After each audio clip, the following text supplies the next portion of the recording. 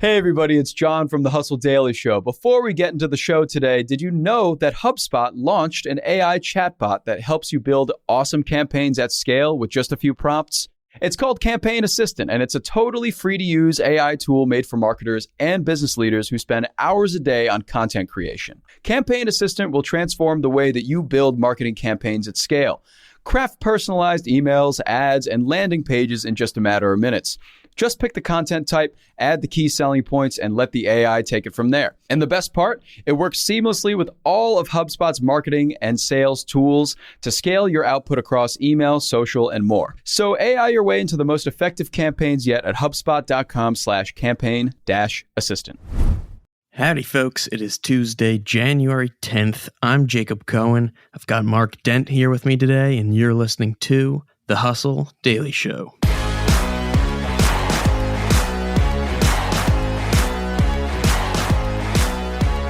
Today we've got a good Tuesday podcast ahead for you.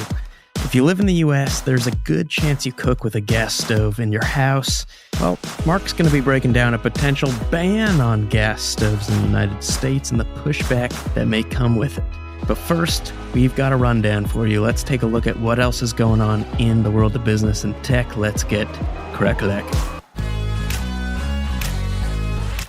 All right, first things first, Disney employees must work in office 4 days a week starting March the 1st. CEO Bob Iger has declared it's one of the big workplace changes he's made since returning to the role in November. He wrote in a memo to staff, "In creative businesses like ours, nothing can replace the ability to connect, observe, and create with peers that comes from being physically together, nor the opportunity to grow professionally by learning from leaders and mentors."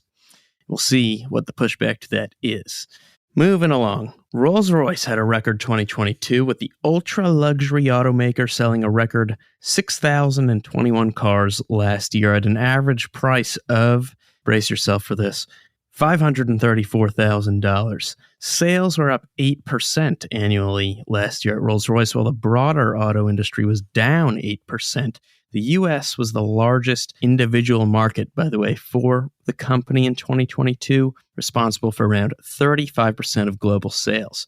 Moving along, we've got some rough new venture capital data to look at from Crunchbase regarding investments in diverse founders.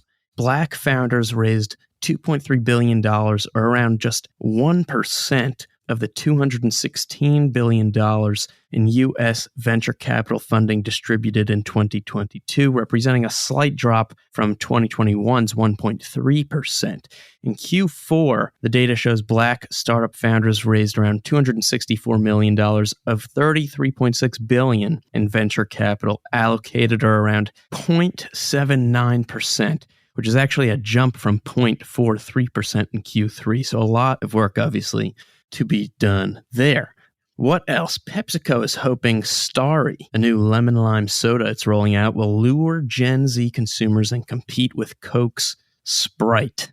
Thus far, similar attempts, by the way, including with Sierra Mist, have been unable to topple Sprite's empire. Sierra Mist only had 0.1% share of the carbonated soft drinks market last year compared to 6.9% for Sprite, according to Beverage Digest. Also, yesterday, more than 7,000 New York City nurses went on strike across 2 hospitals, citing staffing shortages, low pay, and unsafe conditions. The union representing them said an offer for 19% pay hikes isn't enough to alleviate the shortages, and the city has about 75,000 licensed registered nurses. So this is a large amount of nurses in New York City, according to CNN. And as of the time we recorded this, no deal has been reached. Some more labor news. Goldman Sachs is getting ready to shed thousands of jobs in an upcoming round of layoffs, around 3,200 to be specific. According to Bloomberg, it's mostly in its core trading and banking units, and the company has around 49,000 employees total. And in other news, some sad pasta news. Pasta brand Ronzoni is discontinuing its tiny star-shaped pasta due to difficulties with a long-term supplier. That is unfortunate. Also, somehow I missed this the other day. Kohler released the Numi 2.0, which is an $8,500 toilet that brings you the finest, it says, in personal comfort and cleansing, which apparently means colored lighting, self-cleaning, hands-free opening, heating, and of course, Alexa-enabled speakers. And finally, brace yourself for the Foot of Destiny. FanDuel's upcoming Super Bowl commercial will feature a live attempt from Rob Gronkowski to kick a field goal. And if he makes it, bettors will get to split a $10 million pot to use for more bets. He will also be signing and auctioning off a replica of his foot, hence the Foot of Destiny. So don't miss out on that. You don't want to miss out on the Foot of Destiny. That's for sure. Okay, Mark. So I gotta say, I love cooking with a gas stove, and I don't love cooking with an electric stove.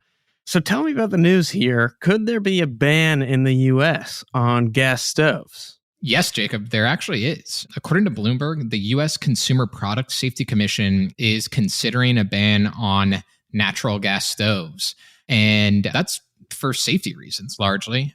Based on EPA standards, gas stoves produce unsafe levels of carbon monoxide and nitrogen dioxide. And that can lead to respiratory illness, cancer, cardiovascular disease. I think what's really driving this recent news about gas stoves is because it's been tied to childhood asthma. A study was released just last month in the International Journal of Environmental Research and Public Health that showed gas stoves are a contributing factor in at least 12% of childhood asthma cases. Wow, that's crazy. It makes you think, what am I doing with a gas stove in my house? Yeah, it does. And I'm actually curious. I wanted to ask you, why? Why do you like gas stoves so much better than electric stoves? Well, I love the gas stove top, to be honest. I don't have any data to back this up, but I feel like if you ask any foodie chef, maybe less so these days with all the food influencers who use those little electric stove tops, but a real chef, I feel loves just the look of the flame, being able to eye how hot something is,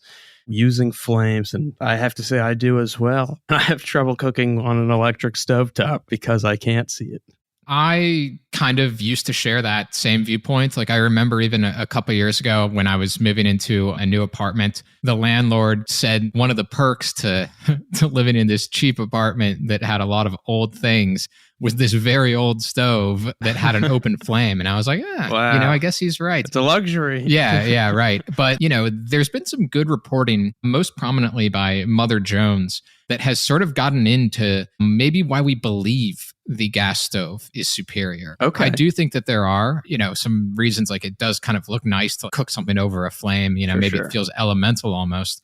But big gas has been just pumping a lot of money for decades and decades to sort of sway people into believing that cooking on a stove powered with gas instead of electricity is superior. Really? In the form of marketing campaigns or what? Yeah. So, it goes back a long time. And again, I will cite this Mother Jones piece, which was just an extraordinary journalism, where they kind of identified even as far back as the 1930s, there was some executive in the gas industry who came up with the slogan, cooking with gas. Okay. And then you'd start to see that slogan being used more or less as product placement inside of Looney Tunes cartoons. No way. Yeah. You would see Bob Hope, the former comedian, use that expression, and it sort of made its way into the vernacular. And then, fast forward to today, I hear people say that every once in a while, but there are just these almost egregious uses of kind of influencers to promote the superiority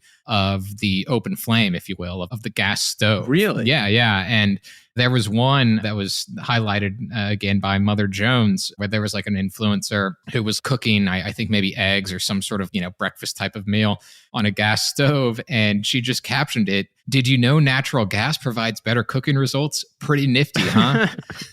Oh my goodness. So just, not exactly subtle. No, not subtle at all. Yeah. But I'll also throw this in that there is some nuance to this debate. It's not just, hey, here's big, well-funded lobbying groups affiliated with the gas industry trying to promote their product. There are a lot of neutral parties who suggest that, cooking indoors, period, which is a necessity, just carries some risks, kind of regardless of what type of equipment you have. Right. You could also, I imagine, set something on fire with an electric stove, and that's a risk. Absolutely. That's a risk. And, studies have shown that different particles can still be put into the air by electric stoves, electric ovens, things like that. So there's some risk involved with everything. And a lot of people suggest that, well, maybe instead of just really focusing on banning gas stoves or changing some regulations around them, we should be focused more on ventilation and things like that. However, it kind of goes without saying that when you just see that open flame there, it's going to be producing more than your average kind of just electrical stove. Okay, and is there anything else in this story that people should know? Yeah, I think there's one more thing.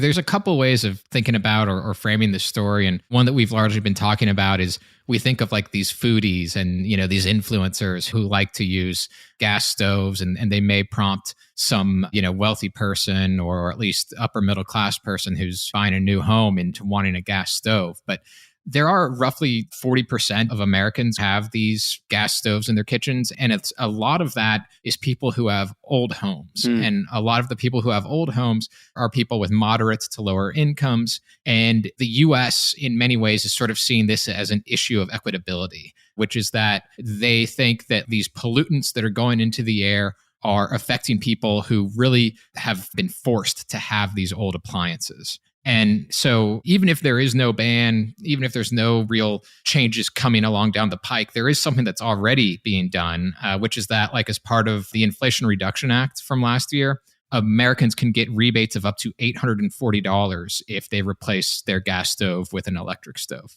Oh, wow. Okay, that is good to know.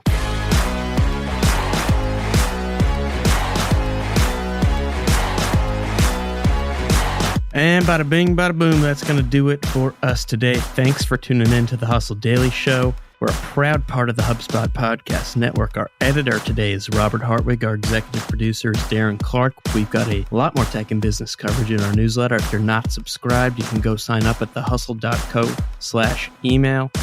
Hope you have a terrific Tuesday, and we'll see you tomorrow.